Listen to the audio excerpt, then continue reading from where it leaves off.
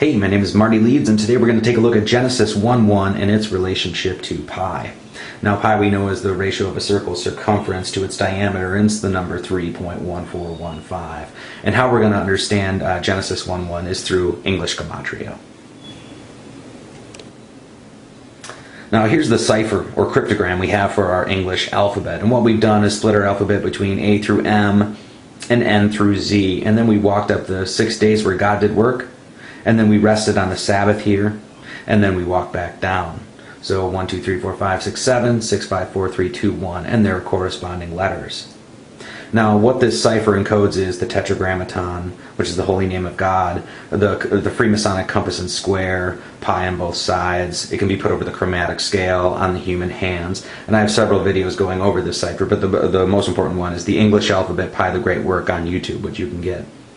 Now, we're going to understand Genesis 1:1 through pi, and a whole number of approximations of pi we can get by dividing 22 by 7, giving us 3.142, or we can just double this. 44 divided by 14 is pi, 88 divided by 28 is pi. Now what's interesting is in our cipher here, pi is 3.5, and so we have a p here is 3, and then I is 5. If we put a decimal place in between here, we can actually just move down or half this 22 and 7, giving us 11.35. So 11 divided by 3.5, or pi here, gives us 3.142. Genesis 1:1. In the beginning, God created the heaven and the earth. Now before we look at in the beginning, God created the heaven and the earth, let's just look at Genesis. Genesis is 7515656, and this comes together to give you 35. Of course, we're dealing with Genesis 1:1, and 11 divided by 3.5 equals pi. Of course, pi in our cipher was 3.5. All we have to do is put the decimal place there again. So before the Holy Bible says anything to us, it tells us about pi. Now Genesis 1:1 says, in the beginning God created the heaven and the earth.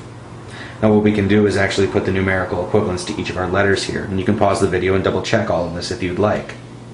But n equals 6, the is 18, beginning is 34, God is 13, created is 30, the is 18, heaven is 23, and is 6, the is 18, and earth is 24. Now what we can do is actually break down these numbers using decimal parity. And decimal parity is the idea of breaking down any number between 1 and 9. So for instance, n equals 6. So it's already broken down, or it's already reduced down to 1 to 9, so it's just become 6.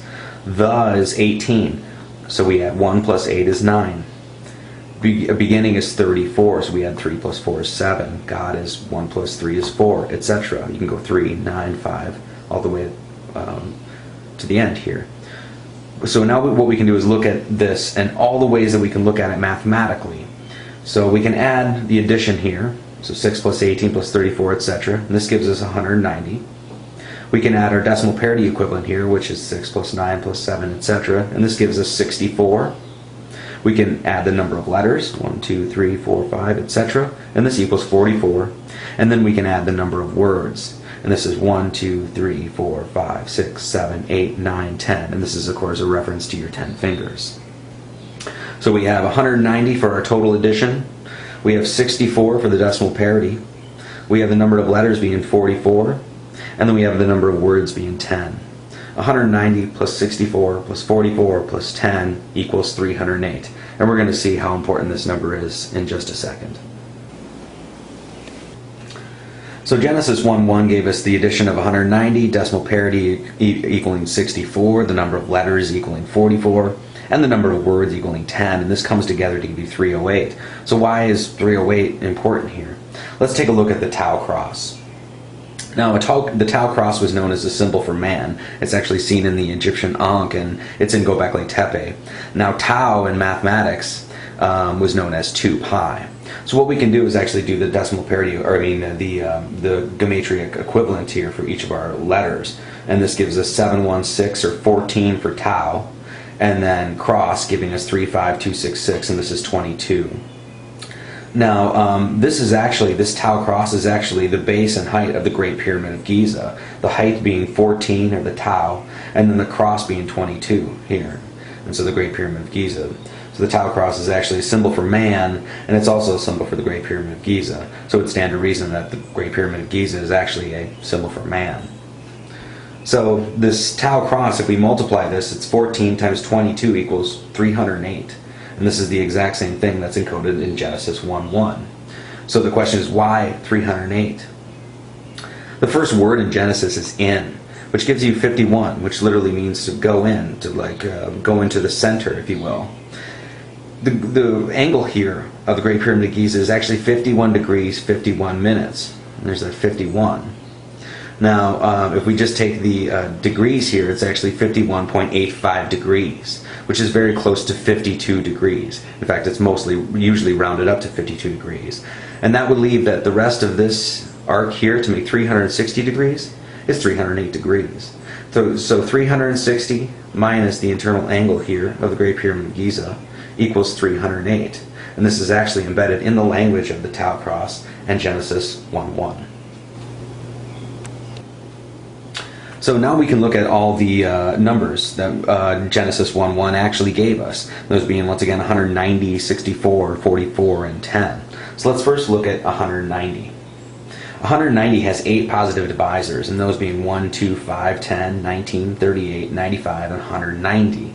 If you add those up, or 1 plus 2 plus 5 plus 10 plus 19 plus 38 plus 95 plus 190, it equals 360. And this 360 is 360 degrees of a circle, and it represents the circle in the heavens. Now 190 in a septimal system or a base 7 system actually equals 361. And the Greek monad, which was the Egyptian sun glyph, actually equaled 361. The square root of 361 is 19. Of course, 19 times 10 is nothing more than 190. So now that we've seen the addition, let's move on to the decimal parity. Decimal parity equaled 64.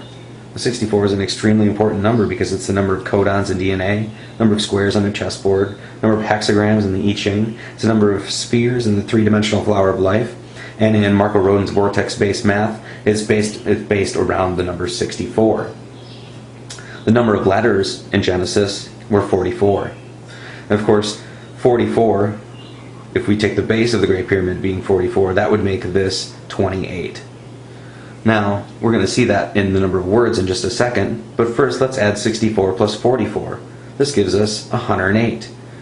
The Sanskrit alphabet has 54 letters when each letter had a Shiva and Shakti character, and so 54 times 2 is 108. 108 is used in Islam to refer to God. 108 is encoded in the decimal parity equivalent of the Fibonacci sequence. There are 108 forms of dance in Indian tradition. There are 108 lines of energy converging on the heart chakra, and the Chinese and Taoist Buddhists use 108 bead mala. 108 is an extremely important number. So now let's go back to our Great Pyramid of our 44 here. So if our base of the Great Pyramid is 44, that means our height has to be 28, because that's the ratio of the Great Pyramid of Giza. Notice, Genesis gave us 10 words.